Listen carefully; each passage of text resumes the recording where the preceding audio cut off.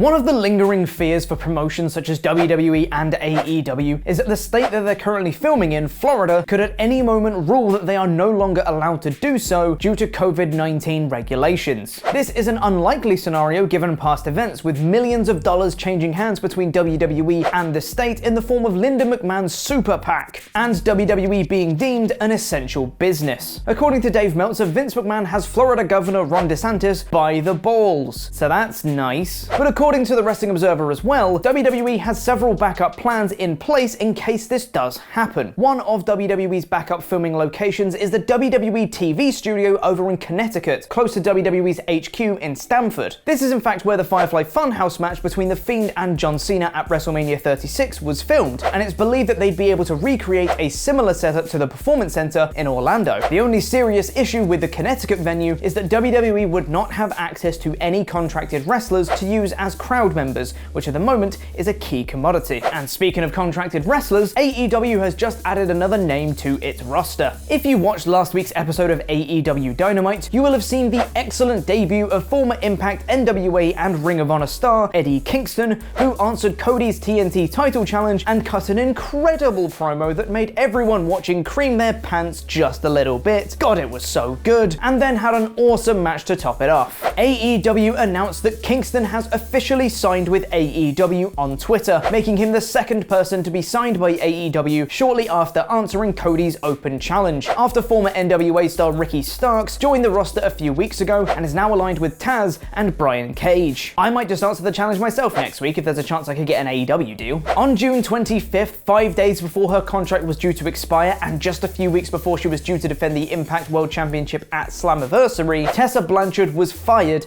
by Impact Wrestling. Since then, due to Blanchard being one of the world's biggest free agents, there's been a lot of speculation regarding her next career move. Of course, the two names leading the pack to sign her are AEW and WWE. Her father, Tully Blanchard, works as an on-screen personality for AEW, and Tessa has previously worked in WWE, so she has links to both. However, according to Tom Colohue, many people within WWE are chewing Vince's ear off, asking him to sign Tessa. Do you think WWE should sign Tessa Blanchard? Let me know in the comments, because I'll be replying to people from out of the Impact Zone. Before we get into the SmackDown review though, everyone at WrestleTalk would like to send their condolences to the family and friends of legendary British wrestler Mark Rollerball Rocco, who passed away yesterday at the age of 69. A true legend, and one that the wrestling world will sorely miss.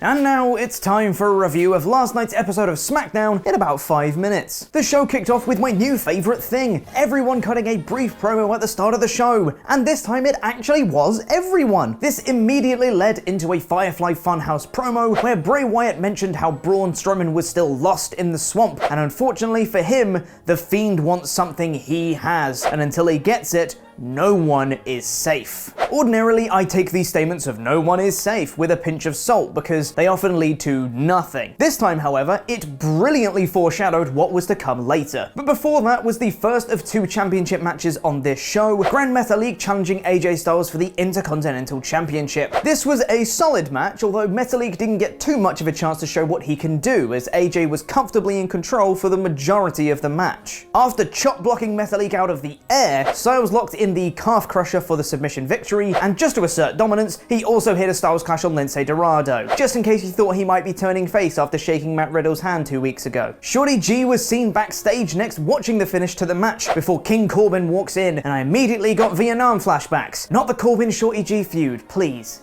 Anything but that. Corbin was ultra friendly to Gable and says he's been overlooked and he deserves more opportunities. Oh, and just as a reminder, the King's ransom on Riddle's head is still on, just throwing it out there. Subtle, Corbin. Real subtle. After a recap of the bar fight between Jeff Hardy and Sheamus, which was essentially the whole match but with the boring bits cut out, Hardy came to the ring to cut a promo about overcoming his demons and how beating Sheamus reminds him he's on the right path. But it's time for King Corbin again, because why the hell not? Screw it. Corbin complains about Hardy overcoming his addiction because apparently all the heels in WWE are actually evil people rather than just people who use underhanded tactics to win wrestling matches. This brings out Drew Gulak, who has a scheduled match with Corbin next. The match itself is fine before Matt Riddle comes out to try and interfere, allowing Gulak to almost roll up Corbin, but Corbin kicks out, immediately hits the end of days, and picks up the win. Riddle rushes to the ring and starts wailing on Corbin and looks like he's setting up for the final flash before, from out of nowhere, Shorty G comes in and hits a Chaos Theory German suplex on Riddle. Shorty G is turning heel. I did not see that one coming. Is it a smart move? I mean, I can't tell right now, but if it means we get Shorty G on our screen some more, that's always a good thing. Change his name back to Chad Gable while you're at it. Gable made it very clear it was all about the money, so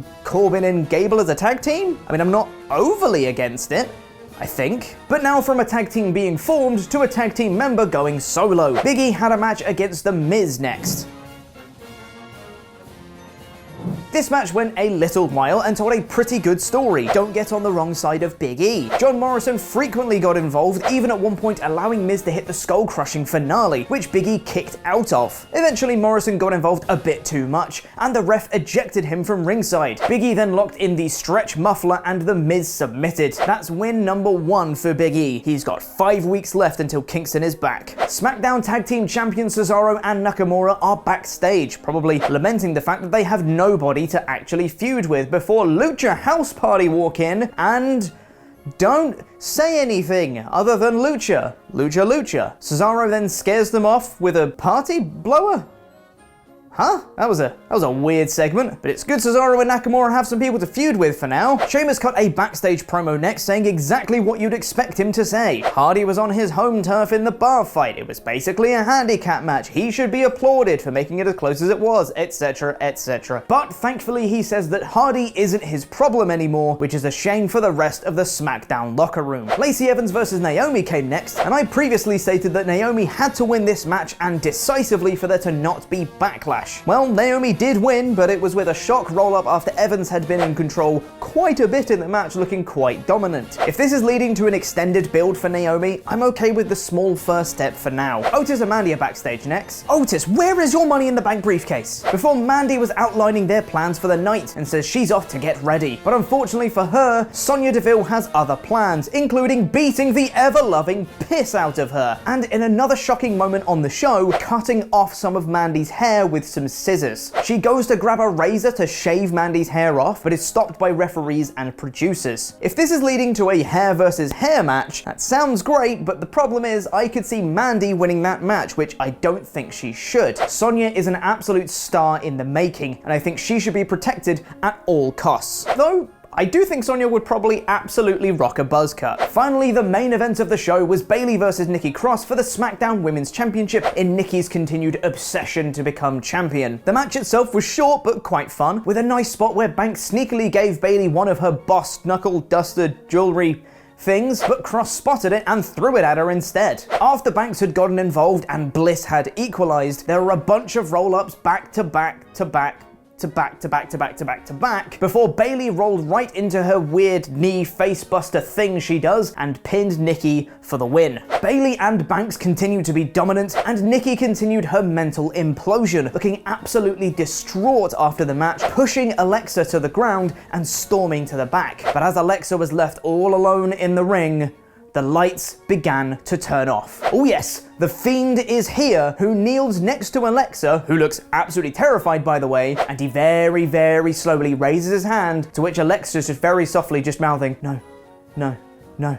And then the Fiend locks in the mandible claw on Alexa Bliss to end the show as the lights go out. I didn't see that one coming. After the fantastic foreshadowing at the start of the show, this really paid off. I'm really curious to see where this goes from here. I mean, Alexa, of course, was seen in the swamp fight as Sister Abigail taunting Braun, so what beef does the Fiend have with her? I don't know, and I want to find out. So that was the show, and this was a very shocking show, with Shorty G turning heel, Sonya cutting Mandy's hair, and The Fiend attacking Alexa Bliss. A bunch of stuff happened on this show that I didn't expect. I can't tell whether any of this is good or bad right now, but for the pure shock factor alone, this show gets a smacktastic 4 out of 5. Thanks to the wonderful people at WrestleCrate. If you go to WrestleCrate.co.uk and use the promo code WrestleTalk, you'll get 3 photograph portraits inside your first box when you take out a subscription, including one from Ollie and Luke. But still not me. When are we gonna sort that out, Ollie? WrestleCrate is a monthly mystery box full of loads of wrestling goodies, which has items from the biggest promotions in wrestling. Also, be sure to check out WrestleTalk's Patreon page, as our monthly podcast WrestleTalk After Dark, where a bunch of us get together and talk about absolute nonsense and get very, very sweary, is live for $10 backers. Check out July's episode for me, Luke, Laurie, and Adam talking about all sorts of rubbish. Triple H didn't know about the WWE releases in April until they happened. Press the video to the right to find out more details, and press the video below that to watch Louis Dangore's awesome interview with Luke Gallows and Carl Anderson, where they talk about their WWE release, not signing with AEW, and why they signed with Impact Wrestling. Subscribe here for daily wrestling news videos. I've been Chubba P. Quinnell, and that was wrestling.